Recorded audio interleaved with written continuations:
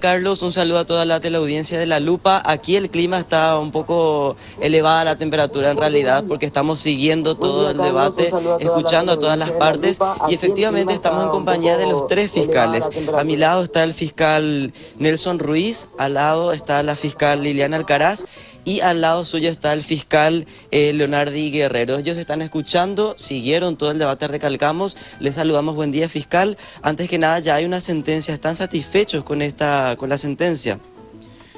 Bueno, en realidad, buen día antes que nada para Carlos, Víctor y Aníbal. Buen día a la audiencia.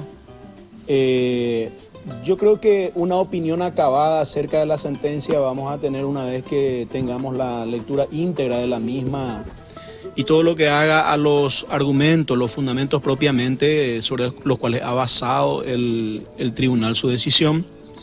Ahora, si te referís a las sanciones impuestas por el tribunal, se acerca bastante a lo pretendido por la Fiscalía y sobre todo basado exclusivamente en los medios probatorios que el Ministerio Público ha ofrecido, ¿verdad? Que es lo importante.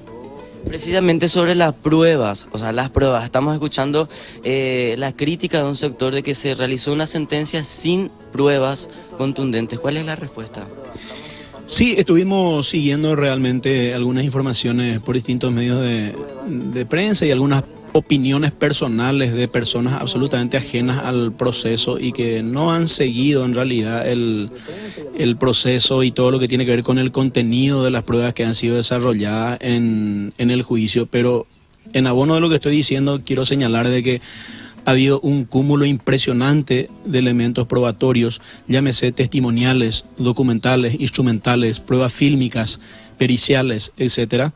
Solo por mencionar a modo general, ¿verdad? Para no abarcar tanto tiempo respecto a esta cuestión, pero es una información absolutamente falsa la que se vierte respecto a que el Ministerio Público no ha tenido ninguna prueba para demostrar su teoría. Al contrario, creemos no solamente en la abundancia de pruebas, sino en la suficiencia y en la calidad de las pruebas y consideramos de que tienen la entidad suficiente para generar el convencimiento en el tribunal y de hecho ha surtido su efecto. Por esa circunstancia el tribunal ha juzgado de la manera que lo ha hecho, ¿verdad? ¿Y cuáles son las pruebas más contundentes, fiscal? Por ejemplo, las armas que se incautaron en el lugar, ¿se comprobó o no que con esas armas se efectuaron los disparos? Bueno, es interesante hacer un análisis breve, digamos, si me permiten, sobre las cuestiones más debatidas o más mencionadas, digamos. Ahora justamente le escuchábamos al abogado Aguayo señalar algunas cuestiones como por ejemplo del que la persona que se encontraba con la camisa roja a la derecha de su comisario Erwin Lovera el día 15 de junio, en que ocurrían los hechos, no es Rubén Villalba, sino se trata de otra persona, creo que dijo algo así como Freddy Villalba, que además no está en el país, que está refugiado, etcétera. Esa información jamás fue introducida, ni siquiera en el juicio propiamente. ¿Qué va a responder? Acá me dicen, entre otras cosas, que había un testigo muy calificado que era el piloto del helicóptero. ¿Qué pasó con el piloto del helicóptero? ¿Es cierto que lo mataron? Buenos días, Carlos, Aníbal, Víctor y a toda la audiencia, mis respetos. En realidad, el piloto, no sé de dónde se obtiene esa información, el piloto fue a prestar declaración testifical en el juicio oral y público, así mismo como el copiloto y el jefe de ambos. O sea, esa información de que el piloto no había muerto es falsa. De que el piloto había muerto es falsa. O sea, eso no es cierto. Ahora, ¿de cuántos disparos muere Lovera? ¿Y una sola persona le dispara a Lovera o son varias las personas quienes disparan a Lovera? Sí, primero voy a contestar tu pregunta y después voy a reforzar algunos puntos que estaba declarando el doctor Aguayo. Con relación a eso quiero contestar algunos puntos para reforzarlo.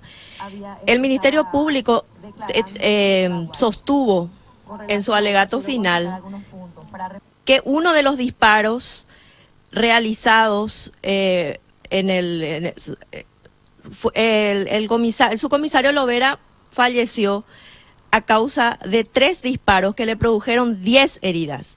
2 de ellos fueron efectuados por personas que fueron identificadas a través de testigos y pruebas científicas, que son Rubén Villalba y el otro Luis Olmedo. Luis Olmedo efectúa el primer disparo hacia la humanidad del subcomisario Erben Lovera. El primer disparo es de autoría de Rubén Villalba. Y el segundo disparo o el siguiente disparo eventualmente lo efectúa Luis Olmedo. Eso es lo que sostuvo el Ministerio Público a raíz del cúmulo de información obtenida de los diversos medios de prueba, entre ellos testigos presenciales, Carlos.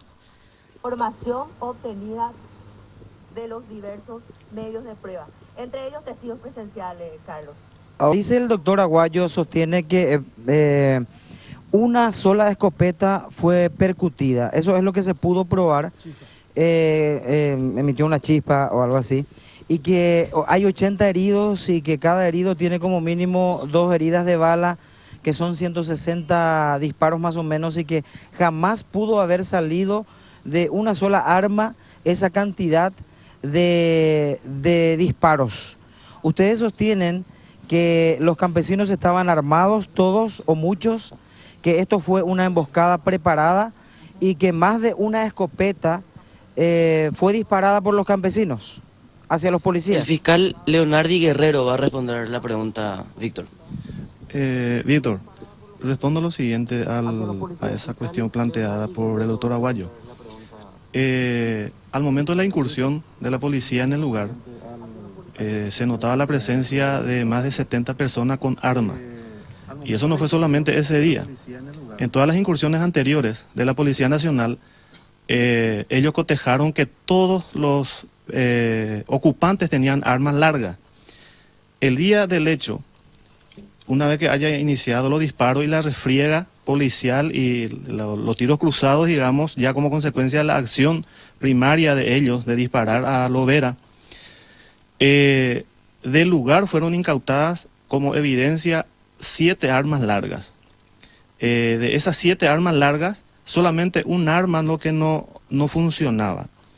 Estas armas fueron sometidas a pericias. ¿A qué efecto? Nosotros no es para sostener que esta escopeta disparó a fulano, solo para medir su funcionalidad. ¿Por qué nos interesó saber que esas escopetas de evidencias incautadas funcionaban?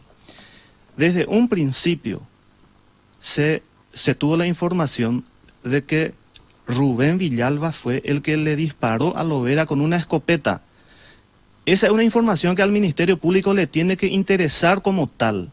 No es para sostener y encontrar esa escopeta precisamente.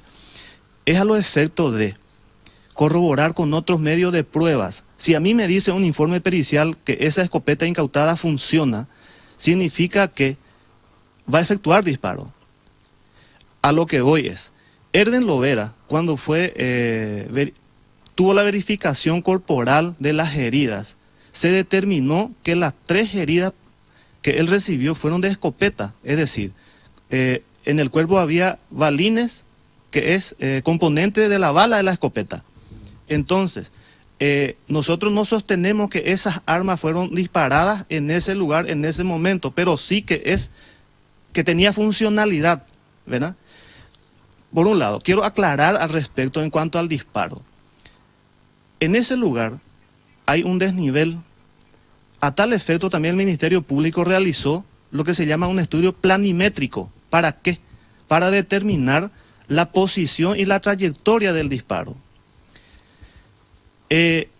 La escopeta, al efectuar un disparo, tiene una reacción que se llama, en cuanto a la dirección, rosa de dispersión. La pericia determinó que Erben Lovera recibió disparo de escopeta de una distancia de 6 a 10 metros, ¿verdad? El estudio planimétrico determinó que ese disparo que él recibió era de arriba para abajo de manera leve. La planimetría también determinó que a una distancia de 20 metros, el desnivel ya era casi 2 metros de altura, es decir, un declive en esta dirección. Es lógica entonces la conclusión y la posición de la Fiscalía en cuanto al disparo que efectuó Rubén Villalba hacia la humanidad de Erben. En la reconstrucción también eso se dejó patente. ¿Qué significa eso? Esa posición del Ministerio Público de que Rubén Villalba fue el que disparó el primer disparo hacia la humanidad de Erben Lovera se probó en 3 momentos, ¿verdad? Testimoniales que le reconoce a Rubén Villalba en pleno juicio oral que él fue el primero que disparó hacia la humanidad de Erben Lovera. Pero hay pruebas científicas de que es Rubén Villalba el que disparó, aparte de las testimoniales. Y esto que te estoy señalando son los medios probatorios que, sumado a otros elementos, hace a la posición de la Fiscalía que nosotros sostengamos.